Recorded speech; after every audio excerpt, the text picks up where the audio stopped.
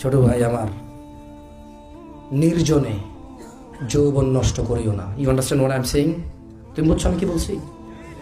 একাকিত্বে নির্জনে নিজের যৌবন রিজিক, এটা কেমন আমি তোমারে বলি? ওয়াল্লাহি তোমাদের কি হয়েছে ছোট ভাই আমার, তোমরা কেন জিনিসটাকে সহজে নাও না? এরকম মেরে পাশ ভেবে আসা হাসি একটু মন, একটু দেখো হাসলে তোমার ইচ্ছা। দেখো একদম ধরো তো, এটা